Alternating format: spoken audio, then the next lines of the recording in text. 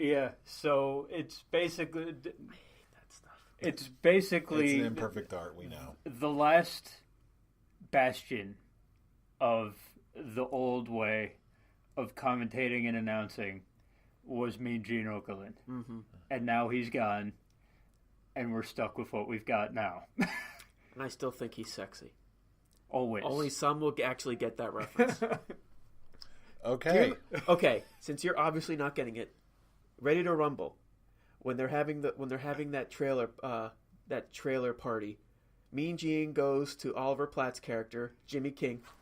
Do people think I'm sexy? I think you're sexy. Mean Gene, Wow. I really do. Wow. Like I said, I totally forgot about only that. some will actually remember that We reference. need to rewatch Ready to Rumble. Yes. We have Stream it. Yeah, we have. Stream it. we have live plans. reactions. Yes, that's what we should do. You know what? Yes. That. Now there's an idea, gentlemen. That's an idea building for the future of Scholars of Wrestling. But even outside of that, what are some of your other big favorite moments from the career of Mean Gene Okerlund? What are some moments that you will remember with him? I honestly kind of said both of them. His F-bomb and his sexiness. Pretty much. That's You agree with the F-bomb and the sexiness. always agree with the F-bomb and the sexiness. We have to agree But on I mean, something. We have to agree on something here. Yeah, but it's not just one thing. Mm-hmm. Okay, it's A long career of it. a long career of like there's no segment I can look back on and be like, why was Mean Gene so bad in this segment? There's nothing. You can't say that at all. He was the epitome of consistency. Consistently great. I have to say, for whatever reason, the one thing that always comes to mind whenever I think of Mean Gene Okerlund is interview segments with Chris Jericho in WCW. For no other reason than Jericho kept calling him Gene Mean. I love Jericho's gimmick of intentionally getting everyone's names wrong. And that was the first time I ever heard that, and I was like, Gene Mean, I love it. And I think Jericho's the only person who, other than the fuck moment, got Mean Gene to crack. Yeah, I feel like there's so many other moments that are coming out right now where they're just like, okay, now they're just trying to mess with... I was about to call him Gene Mean. That of everyone messing with Gene Okerlund and just making each other laugh. It just seemed like, even though it was a different era, it was also a very fun era to be a part of. And when you think... I'm going to call him that from now on, Gene Mean. When you think of voices... I mean, like, just voices, not like the segments or anything like that. When you think of just the voices, the first one you think of is Mean Gene's voice. Mm-hmm. That's just when you think of... You're dreaming about a segment in your head. Okay, you're dreaming up a segment. Just like you're dreaming up your debut interview for the WWE. You're just dreaming it. And which voice do you pick? Like you don't even see the person, you're just hearing the voice. The one you pick the one I pick at all times is Mean Gene's voice. Mm-hmm. He was definitely that one backstage interviewer that was like, when it comes to presentation, he was definitely professional. He was like that one backstage interviewer who was not a character, but a professional. Like, he's a professional sports interviewer, not an entertainer. He carried himself that way. He carried an entertaining interviewer, if you know what I mean. Yeah, in any sort of art, if you have the big, boisterous, colorful characters, which wrestling certainly has more than its fair share of, you need to have the straight man. Bud Abbott had Lou Costello. Just about any other act you can think of, there needs to be the straight man. And Hulk Hogan, Randy Savage, and the Ultimate Warrior all had Mean Gene Okerlund. Bingo. All of your old school favorites, a lot of your Attitude Era guys, a lot of your WCW favorites all had Mean Gene Okerlund. Mm-hmm. So, rest easy. Rest in the pantheon of wrestling greatness. You've certainly earned it. Mm-hmm. Absolutely. And thank you for all those moments that we still like to talk about. Mm-hmm. Yes. Until we see you again. Continue to remain sexy. Mm-hmm. Always. Of course. Now, going from the exciting to the sad to the just plain weird in professional wrestling, I'm not sure if you guys have seen this yet, but apparently, first it started with a punch. Jason David Frank, a.k.a. Tommy the Green Ranger, a.k.a. the White Ranger, a.k.a. the Power Ranger. AKA so many Rangers. What was he? He was a Red Ranger. He was a Green Ranger, White Ranger, Gold Ranger. Well, He was a I Black think that was Ranger. I think Jason was the Gold Ranger. Jason was the Gold Ranger, but he did play a Black Ranger at some point. Mm-hmm. I think it was like Dino Thunder. Yeah. Dino Thunder, thank you. But anyway, As you called him, the Power Ranger. yes. But then you're probably wondering, what the hell does that have to do with wrestling? This is the Scholars of Wrestling, not Scholars of Power Rangers. He punched a dude. Yes, he punched a dude in Texas, in Laredo, Texas, and apparently he's going to be having his professional wrestling debut as a part of the Laredo Wrestling Alliance in Laredo, Texas. It seems like Wow. it's just part of the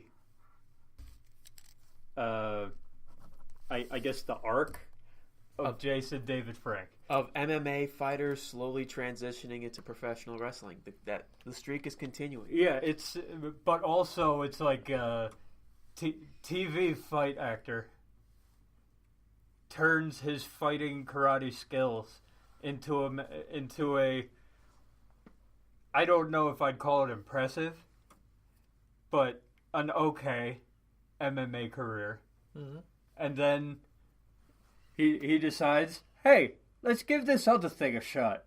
I'm gonna go to this random ass Texas wrestling federation. Probably just like right by his house. Yeah, random ass Texas federation, probably a gym somewhere.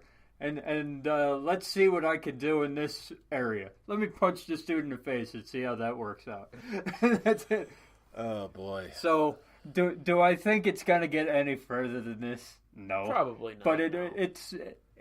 it's a good novelty act for a indie wrestling show that maybe 100 people are going to see and actually care about.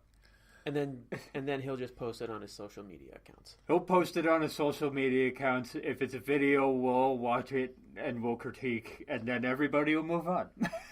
That is, unless Xavier Woods has a complete fanboy geek out moment and gives him some sort of guest spot on. He'll try. show. Yeah, he'll try and You know convince what? Vince to do it. Yeah. You know what? It's Xavier Woods, so we'll see him on. We'll He's see one of him us.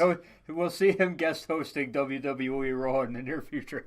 Hey, or we do- SmackDown, since Xavier's a SmackDown truth guy. be told, he For has now. been. Truth be told, Jason David Frank has been on episodes of Up, Up, Down, Down before. That doesn't surprise me So the connection is there. It does exist. because the Power Ranger fans are always at Comic-Con, which means Jason David Frank is always at Comic-Con. And how often does Xavier Woods go to Comic-Con? Every year. Every single So year. they're Good for you. I can almost get, what is it, once a year he probably has something with Jason David Frank Oh, yeah. on there. So The connection is there. Again, Both Will Comic-Cons, New York and San Diego. will something happen? Probably not. But still, just seeing that speculation is ripe. the Green Ranger is getting into pro wrestling, my childhood is exploding with glee. Is he going to dress like the Ranger? No. No. He'll just dress as his MMA green. He'll have Green Ranger boxer shorts. Hey, Yeah, there you go. works for me. But hey, he's Tommy. He'll he come can out get to the away with it. Green Ranger theme. He'll And come it will out to the be- Power. He'll come out to the Power Ranger. Go Power Rangers! Oh man. Imagine. Either way, just seeing what See, you're already geeking out. See, It's our childhood, It's man. our childhood exploding, man. it's a draw, and I don't care what anyone says. I'm still very excited to see where this goes. We thought we'd have nothing to say, but the inner child is coming out. It's like, yeah, Power Rangers, yeah. That's really all you can say. Like, yay, Power Rangers wrestling. It's like my toy box is coming to life. It's like the one time. It is. It's like the one time I had your Rock fight my Green Ranger figure in my plastic wrestling ring. Oh, it's gonna happen in real life. And then Godzilla shows up. Yeah. Stop looking at me, Swan. I love wrestling so much. But now, God, we're such idiots. no, we're scholars of wrestling. Hey. And idiots. Yes. Speaking of idiots, let's get into a little bit of This Week in Wrestling. Given that this was a weird sort of pre-taped overlap. This is the second week of pre-tape shows, yes. Yes. Monday Night Raw was on New Year's Eve. New Year's Day at Smackdown. I did not catch all of this, but let's go right into how much. Who are we kidding? Who actually watched this? I just want to bring something up because I thought that this backstage segment could have been one of the cutscenes in the old WWE video games, like Here Comes the Pain, where Shane McMahon's doing this little punch jumping around Triple H, and Triple H is just staring at him like a disappointed dad. It's like, I cannot believe I'm married into your family. Tell me that scene didn't look like a cutscene from Here Comes the Pain. You know, those ones that had nothing to do with your character. It just kind of pops up. I can see that.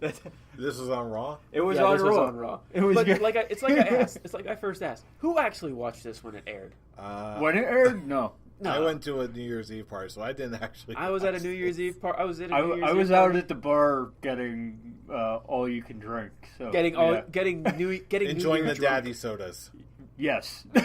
Pretty much, we were all just enjoying New Year's our own way. Mm-hmm.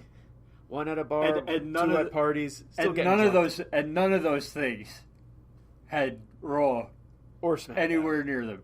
Well, I watched SmackDown. You did watch SmackDown? I was home for SmackDown. Yeah. Yes. No. Hey, I did watch SmackDown as well. I got nothing from Raw this past week. Even looking at the results, like, okay, it seems like an average episode of Raw. Ronda Rousey was there. That's a good thing. I'll say this. Drew McIntyre versus Dolph Ziggler. See, okay. Well, that was a good match. If they're going to end the feud, okay, with Drew McIntyre going out on top and making his case for the Royal Rumble, okay, that was the best way to do it. Okay, he murdered Dolph Ziggler, and like it was. And you do got to give it to Dolph. He kept basically going more weight. Does anyone get that? More weight. Hit me again. And he was just basically like, "Is that all? Is that all you got?" It just kept coming and coming. So it didn't completely destroy Dolph Ziggler, but it still made Drew McIntyre really strong for the Royal Rumble. And then that aftermath with the drop, was it a drop kick into the chair? It was a drop kick into the chair, yeah. Or as they were putting it, was a claymore into the chair. Yeah, that I guess he set it up so that Dolph Ziggler's head was in between the chair and the steel cage, and he ran in and just kicked the shit out of the chair. So I mean, like that, you want to put a guy over as a badass heel. This was a guy who he was in a working relationship with just a month ago, and this is what he's doing to that guy. Now imagine what he's got to do to everybody else. That would have been my promo if I was Drew. After he did, like I said, Ziggler did come up. He actually got the chair and sat on it, and was still just going, "Bring it on, man, bring it on." And then Drew was just like, "You son of a bitch, stay down." Boom! One more claymore, and that actually ended the segment. I actually watched it today to prepare for the show, and it was actually